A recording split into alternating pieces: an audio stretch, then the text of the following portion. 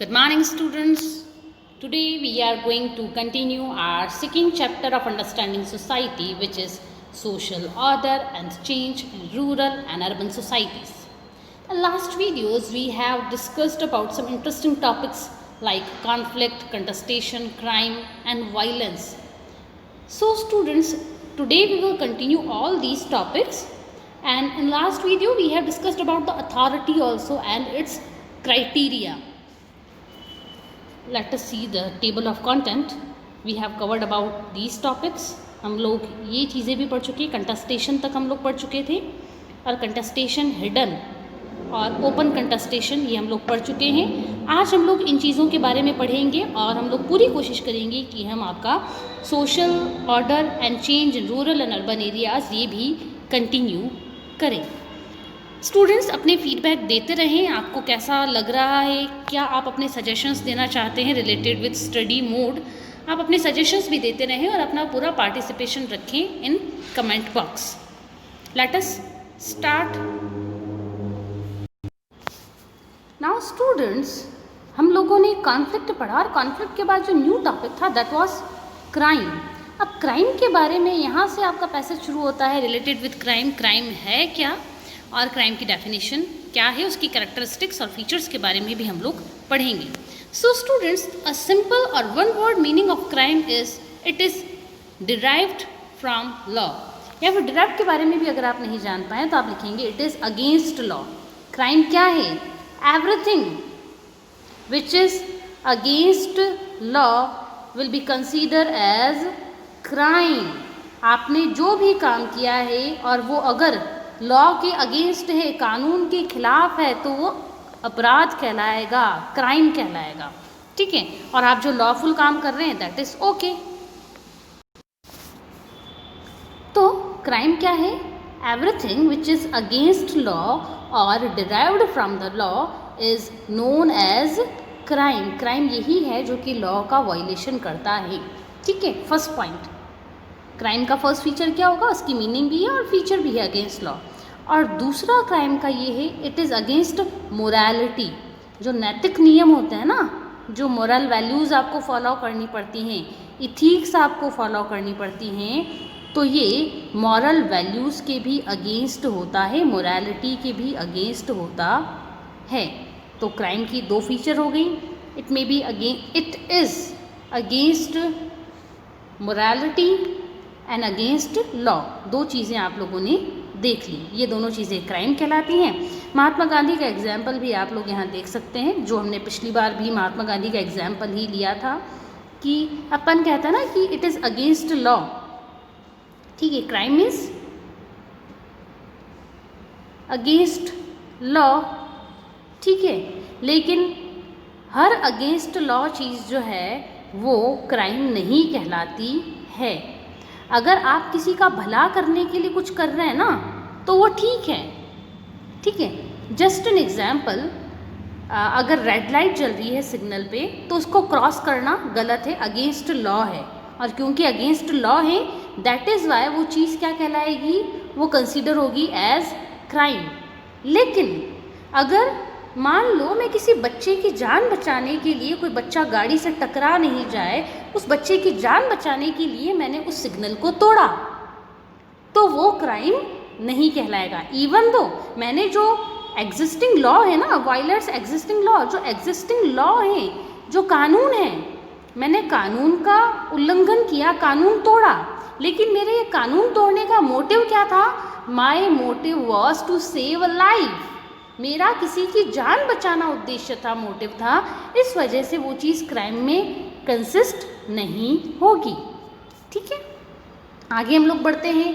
Next point और next topic इस दांडी मार्च वगैरह के बारे में हम इन डिटेल डिस्कस कर चुके हैं. So we need not to discuss these things again. अगर आपको कोई क्वेरी है तो आप डायरेक्ट मुझसे पूछें. वीडियो पॉज करके आप वापस पुराना वीडियो देखें as you wish. Next is violence, the question of violence. अब यह वायलेंस क्या है उसके बारे में हम ब्रीफली देखें. वायलेंस की कुछ कैरेक्टरिस्टिक्स या फिर फीचर के बारे में. First and foremost point of violence is it is against social norms and order. जो आपका वायलेंस रहेगा वो हमेशा आपके सोशल ऑर्डर और सोशल नॉर्म्स के अगेंस्ट रहता है, वो वायलेंस कहलाएगी। नॉर्म्स और ऑर्डर जो पुराने करते हैं उसको आप तोड़ रहे हो, आप सोशल ऑर्डर को डिस्टर्ब करने की कोशिश कर रहे हो, तो वो चीज़ कहलाएगी वायलेंस। वायलेंस का मतलब सिर्फ इतना सी नहीं होता है कि आपने किसी को मारा तो वो वायलेंस होगी। वायलेंस का मतलब होता है एग्जिस्टिंग सिस्टम को अगर आप ख़त्म करने की कोशिश कर रहे हैं तो वो भी वायलेंस कहलाएगी। एक बार पैसेज पढ़ लेते हैं आपकी क्लियर कट एक अंडरस्टैंडिंग के लिए। The question of violence relates at the broadest level to the basic definition of the state. One of the defining feature of the modern state is that it is supposed to have a monopoly over the use of legitimate violence within its jurisdiction. ज़्यादा उलझने की requirement आपको है नहीं। First point जो मैंने बताया था that was the definition and characteristic of violence. Violence क्या है? जो कि सोशल वैल्यू, एक चीज़ इतनी सी याद रखना, सोशल वैल्यूज़ एंड ऑर्डर के अगेंस्ट होगा, वो चीज़ कहलाएगी वायलेंस। आपकी वो एक्टिविटी क्या कहलाएगी? वो एक्टिविटी आपकी कहलाएगी वायलेंस। ठीक है, और वायलेंस यूज़ करने का राइट किसके पास है? देखो, वैसे तो वायलेंस कोई नहीं कर सकता, किसी को वायलेंस करने का राइट नहीं है इन आवर सोसाइटी, लेकिन एक ऐसा इंस्टीट्यूट है जो कि वायलेंस यूज़ कर सकता है। मोनोपोली, मोनोपोली का मतलब क्या होता है? राइट टू द वन या फिर वंस राइट।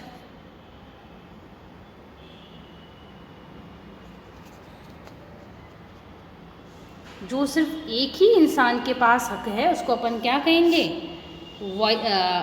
मोनोपोली, एक के पास। मोनो मतलब वन और पॉली मतलब सिस्टम।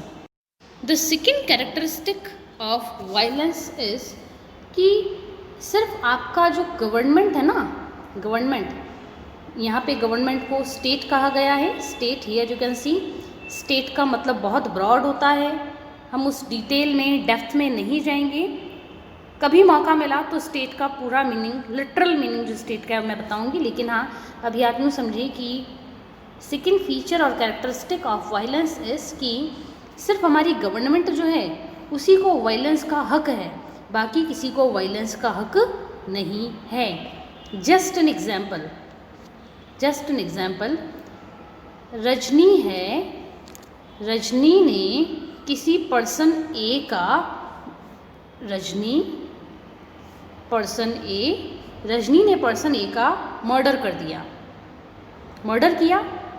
ठीक है, क्योंकि मर्डर किया मतलब क्या किया? वायलेंस किया, और वायलेंस किया तो क्या मिलेगा? पनिशमेंट मिलेगा। ठीक है, इतनी सी बात है कि रजनी ने किसका मर्डर किया मतलब वायलेंस किया, और वायलेंस किया तो उसके लिए रजनी को क्या मिलेगा? पनिशमेंट। ठीक है, ये थी situation 1। Now we are discussing about situation 2।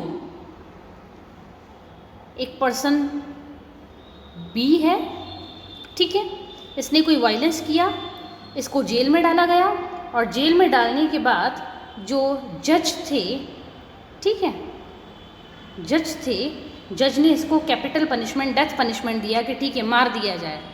तो मारने की बात तो जज भी कह रहे हैं और मारने की बात रजनी ने भी कही, दोनों में डिफरेंस क्या है? क्या डिफरेंस है कि मुझे तो पनिशमेंट मिल रहा है और जज को कोई पनिशमेंट नहीं मिल रहा है? आ रही है बात समझ में डिफरेंस? कि मैंने किसी का मर्डर किया तो मुझे तो मिला पनिशमेंट, और जज अगर किसी के मर्डर की बात कहते हैं, पनिशमेंट की बात करते हैं, तो जज को तो कुछ नहीं होता, जबकि वायलेंस तो जज भी कर रहा है, वो भी मार रहा है, वो भी मार रहा है, दोनों लोग मार रहे हैं, लेकिन जज को पनिशमेंट नहीं मिलेगा। द रीज़न इज हमारे जो भी गवर्नमेंट है ना, उस गवर्नमेंट को तो वायलेंस करने का हक है। One of the defining feature of the modern state is that it is suppose to have monopoly, ठीक है, supposed to have a monopoly over the use of legitimate violence within its jurisdiction, कि violence का use हम लोग नहीं कर सकते। एक दूसरे को मत मारा करो, हम नहीं मारते हैं, क्यों? ठीक है, नहीं मारते ना हम लोग एक दूसरे को, लेकिन सरकार जो है वो किसी को कुछ भी कर सकती है। सरकार के पास ये राइट है कि सरकार चाहे तो किसी को 10 साल के लिए जेल में डाल दे, सरकार चाहे तो किसी को बिल्कुल ही कैपिटल पनिशमेंट या फिर जिसको डेथ पनिशमेंट कहते हैं वो पनिशमेंट भी दे दे, और सरकार चाहे, ठीक है, तो वो उनसे पेनल्टी भी वसूल कर ले। मैंने रामपाल सोनी को कहा कि मुझे पैसे दो as penalty for anything hypothetically, वो मुझे देने नहीं देने के लिए बिल्कुल फ्री है, लेकिन गवर्नमेंट जब मांगती है तो गवर्नमेंट को देनी पड़ेगी, ठीक है। तो वायलेंस तो है, लेकिन वायलेंस कौन यूज़ कर सकता है हमारी सोसाइटी में? वायलेंस यूज़ करने का सिंगल राइट जो है वो है स्टेट के पास। स्टेट के अलावा कोई भी वायलेंस यूज़ नहीं कर सकता है। सेकेंड पॉइंट था। Third point of violence is a by product of tension. कई बार आता है एक के साथ एक फ्री, उस एक के साथ एक फ्री को अपन क्या कहते हैं? By product. एक लिया उसके साथ एक आया तो उसको आप क्या कहेंगे? By product. वैसे ही वायलेंस क्या है? Violence is also a by product of tensions, ठीक है। जब सोसाइटी में टेंशंस आती हैं, आप यहाँ देखेंगे मेंशन है, violence in society is the product of social tensions and indicate the presence of serious problem. जब सोसाइटी में टेंशंस होती हैं, सीरियस प्रॉब्लम्स होती हैं, तो फिर सोसाइटी में होता है वायलेंस। तो पहले क्या आएगा? पहले टेंशन होगी प्लस प्रॉब्लम होगी, तो इनके बाद आएगा वायलेंस। वायलेंस यूं ही नहीं होता कि कुछ भी नहीं है, सब राजी राजी बैठे और वायलेंस हो गया, ऐसा नहीं होगा। कहीं कॉन्फ्लिक्ट होगा, कहीं टेंशन होगा, कोई सीरियस प्रॉब्लम होगी, तब जाके तो होगा violence. Students, there is a task for you कि आप लोग मुझे बताएंगे कि आज की डेट में वर्ल्ड में वायलेंस, किसी एक कंट्री का नाम प्लस उसके साथ इशू आप ऐड कर लें कि कौन सी कंट्री में क्यों वायलेंस हो रहा है। The name of country and the issue और द रीज़न आपको मेंशन करना है इन कमेंट बॉक्स। चलो बच्चों, हम आगे बढ़ रहे हैं अब। Social order and change in village, town, city, इसके बारे में ब्रीफली एक बार डिस्कस कर लेंगे, क्योंकि गांव और शहर दोनों के बारे में आप जानते ही हैं, तो ज़्यादा दिक्कत आपको नहीं आएगी पढ़ने में। पहली बात, जो आपके ये इनिशियल पैसेजेस है ना, दीज इनिशियल पैसेजेस, उसमें ये चीज़ बता रखी है कि आखिर गांव बनते कैसे हैं, गांव होते क्या हैं, उनकी फीचर्स क्या हैं, कैरेक्टरिस्टिक्स क्या हैं। तो ये आपके इनिशियल पॉइंट्स में बता रखे हैं, इनिशियल पैसेजेस में। और इवन ये वाले पैसेजेस जो आप देखेंगे, यहाँ भी रूरल और अर्बन का जो डिवीज़न है कि गांव किसको कहेंगे, शहर किसको कहेंगे, ये उनके कुछ डिफाइनिंग फीचर्स यहाँ पे मेंशन कर रखे हैं। ब्रीफली अगर मैं आपको बता दूँ गांव क्या है, शहर क्या है, इन पैसेजेस में लिख क्या रखा है, तो इन पूरे पैसेजेस में ये चीज़ें लिख रखी हैं कि गाँव बने कैसे, कैसे गाँव बने। पहले देखो, हम लोग मैमल थे, धीरे धीरे करके ह्यूमन बींग्स का भी एवोल्यूशन होने लगा। ह्यूमन बींग्स ठीक ठाक से खड़े होना सीखे तो जो रिवर बैंक होती है ना, रिवर बैंक, यहाँ पे हमने सिविलाइजेशन करना स्टार्ट कर दिया। Indus valley civilisation, Mesopotamia civilisation, ये कहाँ हुई? ये नदी किनारे पर हुई, ठीक है। इंडस क्या है? इंडस तो रिवर है। मेसोपोटामिया जो है, मेसोपोटामिया सिविलाइजेशन जो है वो भी 2 रिवर्स जहाँ मिलती है ना, टिग्रिस एंड यूफ्रेटस, यहाँ 2 रिवर जहाँ मिलती थी, वहाँ जाके वापस लोगों ने बसना शुरू कर दिया। तो धीरे धीरे करके कहानी यूँ सुनो, पहले हम लोग बंदर थे, बंदर से फिर हम धीरे धीरे बड़े होना सीखे, ठीक से उठना बैठना सीखे, फिर आग जलाना सीखी, आग जलाना सीख ली। फिर हम लोगों ने, एक स्टोरी है कि किसी पर्सन ने देखा कि रिवर बैंक के यहाँ पे देखो, हमको जिंदा रहने के लिए क्या चाहिए? खाना और पानी, रोटी कपड़ा मकान, ये चीज़ें चाहिए ना हमको।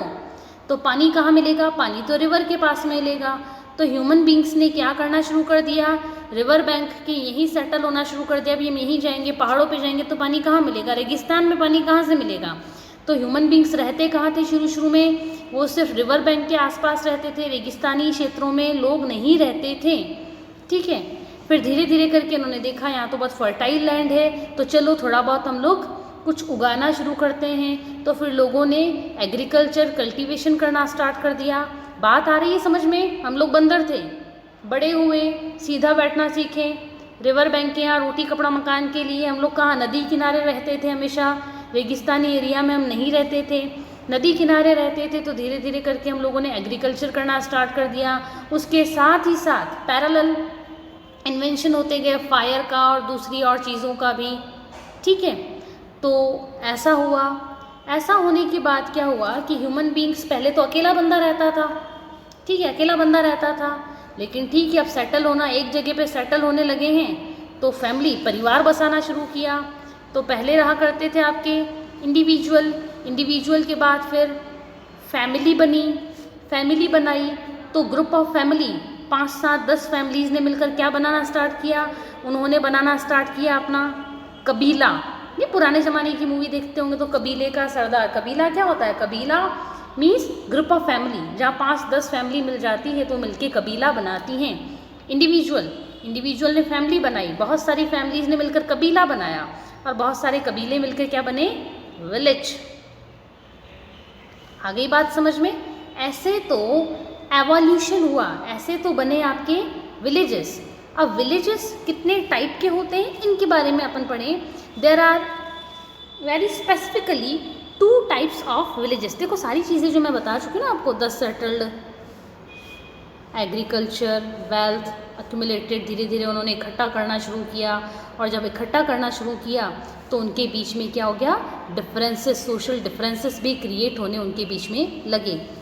एक जो पर्सन था, मैं पुराने ज़माने की वही बात कर रही हूँ जब हम लोग एग्रीकल्चर करना सीखे थे, उसने तो इतने बड़े लैंड पे कल्टीवेशन किया और मेरे पास तो इतना सी लैंड था, तो उसकी इनकम क्या हो गई? इनकम ज़्यादा, मोर, ठीक है, और मेरी इनकम लेस, तो दोनों के बीच में एक डिफरेंस क्रिएट होने लगा।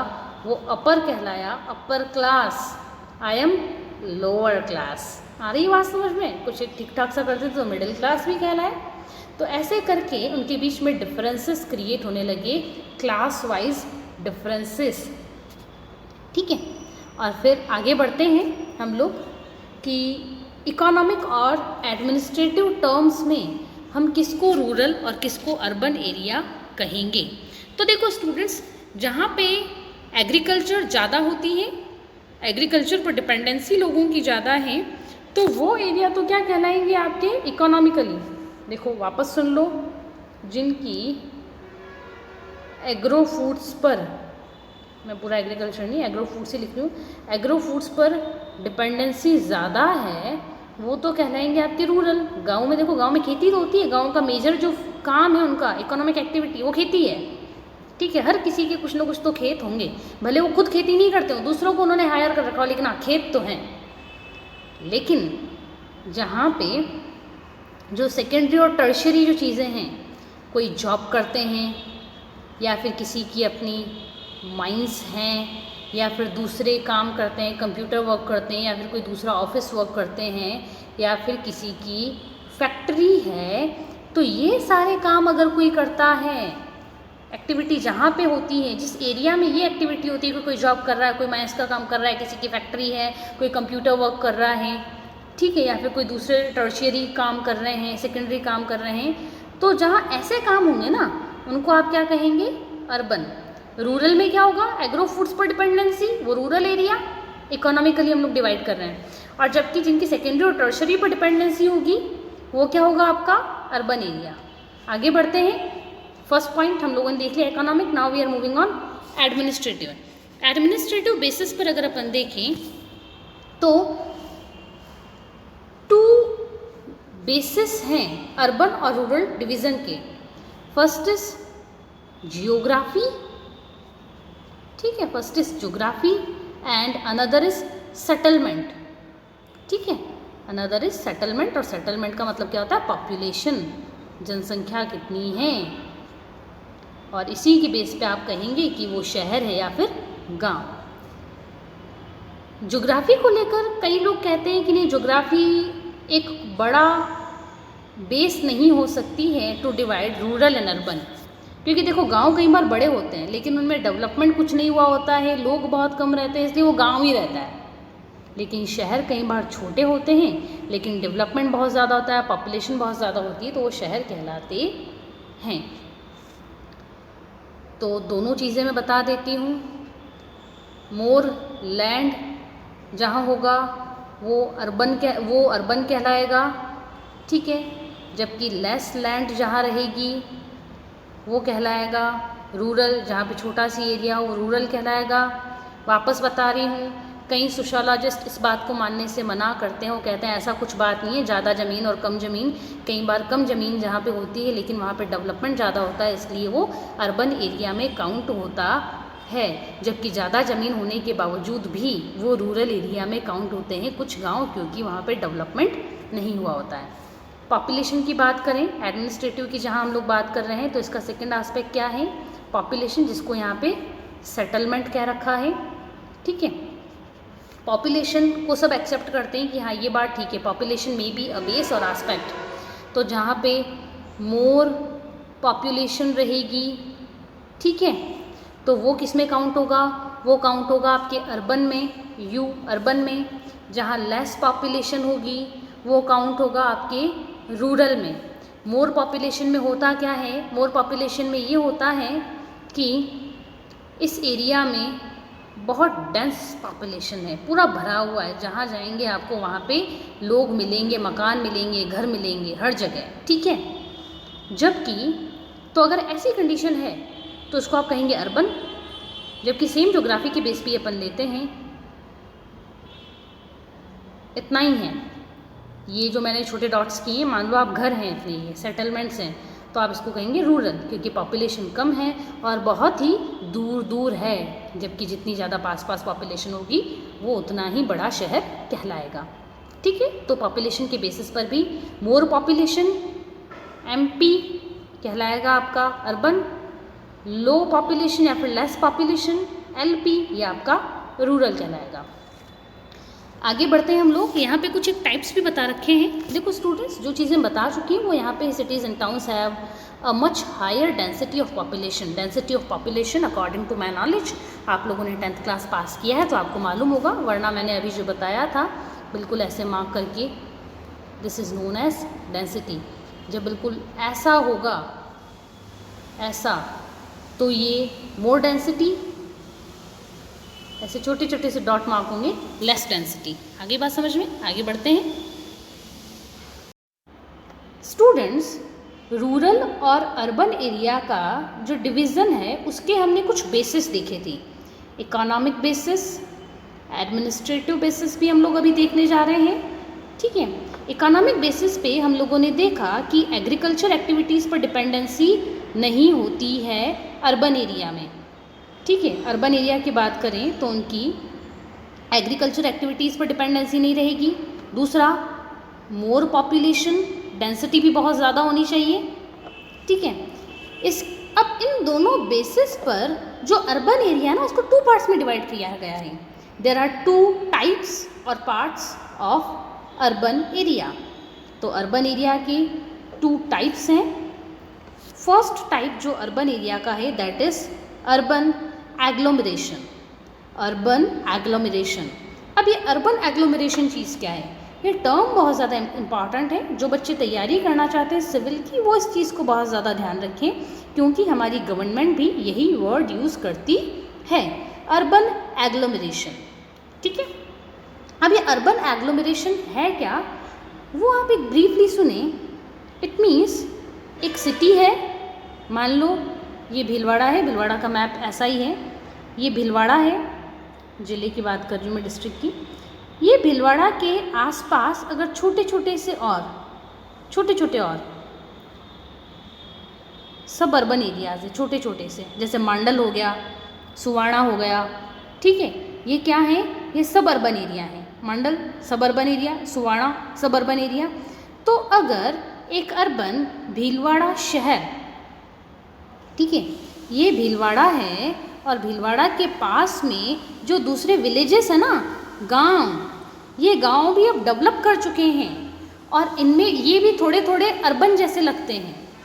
तो ये जो छोटे छोटे गांव हैं जिनमें अब डेवलपमेंट अच्छा खासा हो गया है और जो अब अर्बन जैसे लगते हैं, तो इस कंडीशन में इस भीलवाड़ा को हम क्या कहेंगे?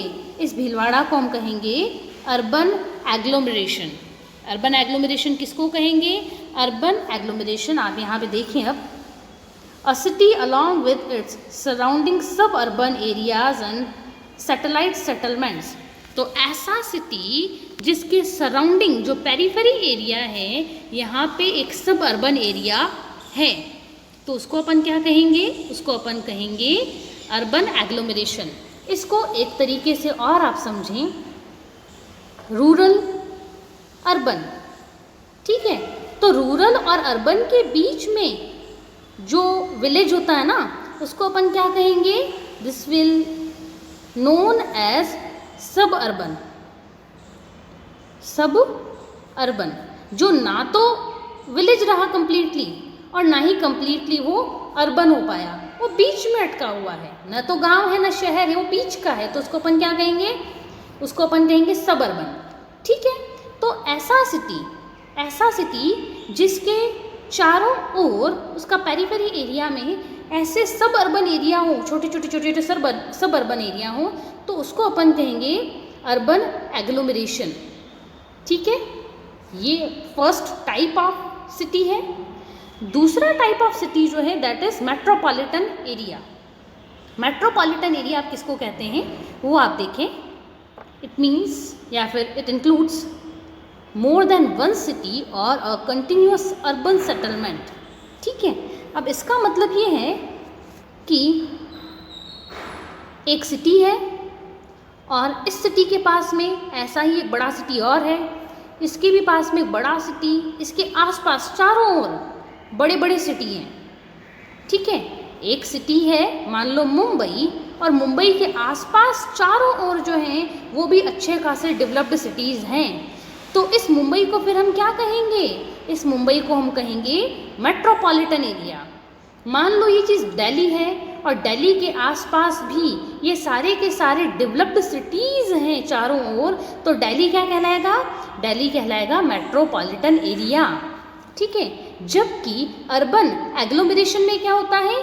एक बड़ा सिटी होता है और इसके पास में छोटे छोटे से सब अर्बन एरियाज़ होते हैं जो कि पूरी तरह से सिटी नहीं होते हैं। जबकि यहाँ पे जो सराउंडिंग में है ना, ये पूरी अपने आप में डेवलप्ड सिटीज़ हैं। तो स्टूडेंट्स आपके लिए एक टास्क है, अब आप मुझे बताएंगे कि भीलवाड़ा कौन सी कैटेगरी में है। क्या भीलवाड़ा अर्बन एग्लोमरेशन में आता है या फिर मेट्रोपॉलिटन में आता है? ये आपके लिए फर्स्ट क्वेश्चन रहेगा, ठीक है। सेकेंड क्वेश्चन विल बी कि बड़ा कौन होता है, अर्बन एग्लोमरेशन बड़ा है या फिर मेट्रोपॉलिटन एरिया बड़ा है? ये आपके लिए सेकेंड क्वेश्चन है, आप मुझे कमेंट बॉक्स में मेंशन करेंगे। पहला आप भीलवाड़ा के बारे में मुझे बताएंगे कि भीलवाड़ा कौन सी कैटेगरी में है, एंड अनदर क्वेश्चन इज आप मुझे बताएंगे कि दोनों में से बड़ा कौन है साइज वाइज, ठीक है। सो स्टूडेंट्स आगे भी यही चीज़ को मेंशन कर रखा है कि कैसे अर्बन पॉपुलेशन जो है हमारी कंट्री में कंट्रीब्यूट करती है और कैसे धीरे धीरे करके हमारी अर्बन पॉपुलेशन जो है, ये वाला पैसेज आप अगर मैं बताऊं आपको तो ये पूरा अर्बन पॉपुलेशन के परसेंटेज के ऊपर ही डेडिकेटेड है कि रूरल एरिया से पॉपुलेशन धीरे धीरे करके कम होती जा रही है और हमारा अर्बनाइजेशन होता जा रहा है। अर्बनाइजेशन का मतलब क्या होता है? अर्बनाइजेशन का मतलब होता है कि एक ही सिटी है, मान लो भीलवाड़ा। अब क्या हो रहा है ना कि भीलवाड़ा के आसपास लोग और ज़्यादा बसने लग गए हैं और भीलवाड़ा और बड़ा होता जा रहा है और भीलवाड़ा सिटी बड़ा होता जा रहा है और भीलवाड़ा सिटी और भी बड़ा होता जा रहा है। तो इस प्रोसेस को हम क्या कहेंगे? अर्बनाइजेशन। भीलवाड़ा के गांव बड़े नहीं हो रहे, भीलवाड़ा का शहर बड़ा हो रहा है। शहर कैसे बड़ा हो रहा है? पहले भीलवाड़ा में सिर्फ यही 2-3 मार्केट्स हुआ करते थे। आप देखें आज़ाद चौक और आज़ाद चौक का पेरीफेरी एरिया में आपको काशीपुरी मिल जाएगा, नाथद्वारा सराया और ये चीज़ें आपको थोड़ी बहुत 1-2 कॉलोनी मिल जाएंगी। तो भीलवाड़ा इतना सी था। फिर धीरे धीरे भीलवाड़ा में शास्त्री नगर बना, हाउसिंग बोर्ड बना। शास्त्री नगर हाउसिंग बोर्ड के बाद भीलवाड़ा में अब कमला विहार बनने लग गया, राधे नगर बनने लग गया, तिलक नगर बनने लग गया। अब तिलक नगर का भी एक्सटेंशन आ गया है, पटेल नगर आ गया, विजय सिंह पथिक नगर आ गए, ये और भी कॉलोनीज़ बनना स्टार्ट हो गई। तो धीरे धीरे क्या हो रहा है? धीरे धीरे भीलवाड़ा का एक्सटेंशन हो रहा है। पहले आज़ाद नगर बना, फिर चंद्रशेखर आज़ाद नगर बना, तो धीरे धीरे फिर ये सुशांत सिटी बना, आपकी ये शारदा एवरग्रीन, कितनी दूर दूर हैं ये कॉलोनीज़। ये शारदा एवरग्रीन भी बनता गया। तो अब देखो भीलवाड़ा शुरुआत कहाँ से हुई थी, यहाँ से, और आज भीलवाड़ा कितना बड़ा हो चुका है। तो इस पूरे प्रोसेस को हम क्या कहेंगे, ये पूरा प्रोसेस आपका कहलाएगा अर्बनाइजेशन। ठीक है, और यही अर्बनाइजेशन क्या शो करता है, ये अर्बनाइजेशन शो करता है कि हमारी जो रूरल पॉपुलेशन है वो डिक्रीज़ होती जा रही है, और हमारी जो अर्बन एरिया में रहने वाले जो लोग हैं उनकी पॉपुलेशन इंक्रीज़ होती जा रही हैं। ये पूरा पैसेज जब आप पढ़ेंगे तो आपका इसका बेसिक क्रक्स यही निकलने वाला है। आगे देखो स्टूडेंट्स, यहाँ मेंशन भी कर रखा है कि 2001 में कंपैरेटिव स्टडी दे रखा है कि 2001 में हमारे अर्बन एरिया में रहने वाली पॉपुलेशन कितनी थी, 28%, और 2011 की सेंसस देखें तो 35%। डिफरेंस देखने को मिल रहा है ना 7 पॉइंट्स का। ये बता रहा है आपका process of urbanisation. So we are going to continue social order and social change in rural and urban area. Briefly ये पूरे आप पैसेजेस पढ़ लेंगे, आपको जो क्रक्स निकलने वाला है वो मैं आपको पहले एक बार पैसेजेस से बता दूं, और later on we will start the crux. ये चीज़ें आप एक बार देख लेंगे, आप पढ़ लेंगे, मैं आपको point two point clear cut explanation एक बार दे दूंगी। अर्बन एरिया को सेपरेट डिस्कस कर रखा है, पहले रूरल एरिया था। ये कैसे डॉक्टर पेशेंट को चेक कर रहा है अर्बन टेक्निक से। ये देखो पहले तो नीम हकीम हुआ करते थे, लेकिन अब नीम हकीम वाला टाइम गया। ये एक तरह का बता रखा है कि कैसे एक बच्ची अपने सिबलिंग्स को भी संभालती है। अरे कुछ और भी हैं कि कमर्शियल सिटी सेंटर्स भी अर्बन एरिया में होते हैं और इन सब चीज़ों के बारे में। So students let us start from the first point, order और चेंज के बारे में बात करेंगे। सबसे पहली बात है बच्चों, रूरल ऑर्डर के बारे में हम लोग पढ़ेंगे। रूरल ऑर्डर कंप्लीट होने के बाद हम लोग अर्बन ऑर्डर के बारे में पढ़ना स्टार्ट करेंगे। First point of rural order बहुत इजी टॉपिक है। मैं मानती हूँ कि अगर इससे रिलेटेड अगर 5 मार्क का क्वेश्चन, 10 मार्क का क्वेश्चन भी आता है, आते नहीं हैं लेकिन अगर आ जाए तो आप इजीली अटैम्प्ट कर लोगे, कोई दिक्कत नहीं है आपको। ठीक है, फर्स्ट पॉइंट रहता है रूरल ऑर्डर की कैरेक्टरिस्टिक जो है वो है मोर पर्सनल रिलेशंस। आप पढ़ेंगे personalised relations, more personal relation होते हैं। शहरों में तो कौन किसको जानता है, जितनी ज़्यादा पॉश कॉलोनी में चले जाओ, आरसी व्यास में चले जाओ तो मालूम नहीं कि 2 गली के बाद कौन रहता है। ठीक है, शास्त्री नगर में चले जाओ, आपको मालूम नहीं पड़ेगा कि 2 गली के बाद कौन रहता है और उनके घर पे क्या हुआ। अर्बन एरिया की ये हाल है। रूरल एरिया में क्या होता है, रूरल एरिया में आप गांव के अंदर एंटर करें तो बच्चा बच्चा दूसरे लोगों को जानता है। जैसे ही आपने गांव के अंदर एंटर किया और आपने कहा पर्सन ए कहाँ रहता है, तो पर्सन ए की पूरी एड्रेस, प्रॉपर एड्रेस आपको हर कोई बता देगा। आ रही बात समझ में? मतलब वहाँ के जो रिलेशंस हैं वो मोर एंड मोर पर्सनल हैं और लोग एक दूसरे को फेस टू फेस जानते हैं। हमारे यहाँ तो क्या, हमारी मुलाकात ही फेसबुक पे होती है। अच्छा, आप पड़ोस में रहते हैं, आप दो गली बाद में रहते हैं या पहले रहते हैं, आप हमारे ऑफिस में काम करते हैं, तो ये हमारी मुलाकातें यहाँ पे मिलना जुलना या फिर रिकॉग्निशन जो है वो कहाँ होती है, सोशल साइट्स पे होती है, दूसरे मोड्स पे होती है। लेकिन यहाँ पे रूरल, अगर आप रूरल एरिया देखें तो यहाँ पे तो फेस टू फेस रिलेशनशिप रहता है। First point. Second point is traditional society. जो आपकी रूरल सोसाइटी रहती है वो सोसाइटी ट्रेडिशनल रहती है। सेकेंड पॉइंट आप देख सकते हैं, कस्टमरी और ट्रेडिशनल सोशल प्रैक्टिसेस यहाँ पे ज़्यादा होते हैं। ठीक है, जाति वगैरह के बारे में देखें तो शहरों में जाति वगैरह को थोड़ा कम कंसीडर किया जाता है कि आपकी कास्ट क्या और कास्ट के हिसाब से भेदभाव करना है या नहीं करना है। लेकिन गांव में चले जाओ आप, आपकी कास्ट के बेस पर वो डिस्क्रिमिनेट भी करते हैं और जो भी रिलीजन वगैरह जो फॉर्म्स हैं वो पूरी की पूरी उनको फॉलो करते हैं। ठीक है, ये चीज़ सेकेंड पॉइंट था आपका। थर्ड पॉइंट पर आते हैं हम लोग। Third point is slow change. जो रूरल एरिया है, चेंज देखो स्टूडेंट, चेंज होता रहता है, अर्बन एरिया में भी होगा, रूरल में भी होगा, लेकिन there is a difference between the speed और पेस ऑफ चेंज। जो रूरल एरिया में आपका चेंज होगा ना, उसकी स्पीड बहुत कम होगी, जबकि अर्बन एरिया में चेंज बहुत रैपिडली होता है। ठीक है, ये चेंज के बेसिस पर भी हम लोग देख सकते हैं कि दोनों के बीच में एक डिफरेंस है। रूरल में बहुत जल्दी चेंज होता है, जबकि अर्बन में चेंज जो है वो धीरे धीरे होता है। एक कंसेप्ट आता है स्टूडेंट्स लैग का, LAG, लैग मत करना, LEG भी नहीं करना, लैग करना, LAG, लैग। ये स्पेसिफिकली कल्चरल लैग कहलाता है। आगे मैं देखती हूँ अगर वो कहीं पे होगा तो मैं आपको वहीं पर ही एक्सप्लेन करूँगी इस चीज़ को, ठीक है। कल्चरल लैग के बारे में अगर अपन देखें, कल्चरल लैग का मतलब ये होता है कि आपकी लाइफ का एक एस्पेक्ट, चलो यहीं एक्सप्लेन कर लेती हूँ। कल्चरल लैग, ठीक है, LAG है। अब स्टूडेंट्स, कल्चरल लैग का मतलब क्या होता है, उसको समझने के लिए हमको देखना पड़ेगा कल्चर के कितने टाइप्स हैं। There are 2 types of culture, material जिसको आप टच कर सकते हैं, टेंजिबल, एब्स्ट्रैक्ट, इंटेंजिबल, ठीक है। There are 2 types of your culture, एक तो टेंजिबल कल्चर, एक non tangible culture. Tangible culture में आप जिस चीज़ को भी हाथ लगा सकते हैं, टच कर सकते हैं, ठीक है। पेन है तो ये मेरा कल्चर है, बुक है, आपका जो भी डाइनिंग सिस्टम है, जो भी पहनते हो, सारी चीज़ें जो आप देख सकते हो, आप टच कर सकते हो, पूरी मटेरियल कल्चर में आएंगी। जो आप देख नहीं सकते, टच नहीं कर सकते, वो सारी एब्स्ट्रैक्ट में आएंगी। तो एब्स्ट्रैक्ट में क्या आएंगे, एब्स्ट्रैक्ट में आएंगे आपके थॉट्स, आपके वैल्यूज़, आपकी आइडियोलॉजी, आप सोचते क्या हो, आपके विचार क्या हैं, वो सब तो क्या होगा, आपके विचार, ये सारी चीज़ें आएंगी एब्स्ट्रैक्ट में। और जो आप चीज़ें टच कर सकते हैं, देख सकते हैं, वो सारी मटेरियल में आएंगी। कल्चरल लैग क्या है, कल्चरल लैग का मतलब ये है कि जब एक एस्पेक्ट हमारी लाइफ का, मटेरियल एस्पेक्ट, बहुत तेज़ी से आगे बढ़ रहा है, जबकि हमारी लाइफ का जो एब्स्ट्रैक्ट पार्ट है, वो कल्चर का जो एब्स्ट्रैक्ट पार्ट है वो धीरे धीरे ग्रो कर रहा है। आपको दिख रहा है ना, मटेरियल तो बहुत ज़्यादा ग्रो कर दिया, एब्स्ट्रैक्ट ग्रो नहीं कर पा रहा है, तो एक पिछड़ापन रह जाता है। LAG, लैग का हिंदी में मतलब होता है लैग, पिछड़ापन। LAG मीन्स पिछड़ापन। तो ए क्या रह गया, ए पीछे रह गया ना, तो इसको अपन क्या कहेंगे, कल्चरल लैग। कि there are 2 types of culture, material and abstract. Material आगे बढ़ गया, एब्स्ट्रैक्ट नहीं बढ़ा। ये कल्चरल लैग आपको कहाँ देखने को मिलता है, ये कल्चरल लैग आपको देखने को मिलता है रूरल एरिया में।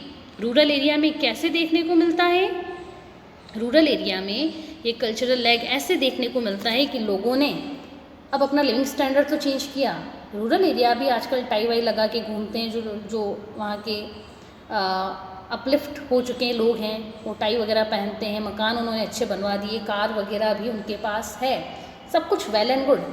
लेकिन सोच कहाँ, सोच अभी जाति इन सब में उलझी हुई है कि कौन हमारी जाति का, कौन हमारी जाति का नहीं है, डिस्क्रिमिनेशन करना है, भेदभाव करना है। तो विचार नहीं बदले, उनकी सोच नहीं बदली, लिविंग स्टैंडर्ड, मटीरियल सब बदल गया, अप टू डेट एकदम, ठीक है। लेकिन उनका जो एब्स्ट्रैक्ट है, उनके सोच, उनके आइडियोलॉजी, उनके वैल्यूज़, वो नहीं बदले अभी तक। इसको अपन कहेंगे कल्चरल लैग। ये कहाँ देखने को मिलेगा, ये आपको रूरल एरिया में देखने को मिलेगा। रूरल एरिया, अर्बन एरिया में देखने को मिलता है क्या, बिल्कुल नहीं। अर्बन एरिया में उनकी लाइफस्टाइल भी वैसी है, सोच भी वैसी है, इसलिए अर्बन एरिया में आपको ज़्यादा जाति पाति देखने को नहीं मिलती है, क्योंकि अर्बन एरिया में दोनों साथ साथ चल रहा है, जबकि रूरल एरिया में पिछड़ापन देखने को मिलता है, ठीक है। नेक्स्ट पॉइंट जो है, less options for deprived class to express themselves. Point का मतलब क्या है और कैसे ये क्लैश और कॉन्फ्लिक्ट क्रिएट करता है, और फर्दर पॉइंट्स जो भी हैं वो हम पढ़ेंगे नेक्स्ट क्लास में, नेक्स्ट वीडियो में हम लोग उसको डिस्कस करेंगे। टिल देन आप ये पूरी बुक की एक बार रीडिंग लगाएं, बुक इन द सेंस जो चैप्टर हम लोगों ने पढ़ा है, और इन फ्यूचर जो इस चैप्टर के पार्ट्स हम अर्बन ऑर्डर और चेंज के बारे में हम लोग डिस्कस करेंगे, उसको एक बार आप रीडिंग लगाएं एक बार उसकी, और रीड करने के बाद आपको मालूम पड़ेगा कि आपको कहाँ कहाँ डाउट्स आएंगे। और अगर कोई डाउट है, क्वेरी और क्वेश्चन है, तो आप मुझे कॉल कर सकते हैं, या फिर किसी और मोड के थ्रू भी आप मुझसे कांटेक्ट कर सकते हैं। टिल देन आप अपनी इम्यूनिटी को बूस्ट करें, गैजेट्स से दूरी बनाए रखें, पेरेंट्स के साथ बैठें, फैमिली मेम्बर्स की हेल्प करें, और थोड़ा बहुत क्रिएटिवली अपने नॉलेज को बढ़ाने की कोशिश करें। कभी ड्राइंग कर ली, अपनी व्यूज़ को एक्सप्रेस कैसे करते हैं, इसके कुछ नए नए मोड्स आप लोग खोजें। और till then keep learning. This is me Rajni Gagwani signing of.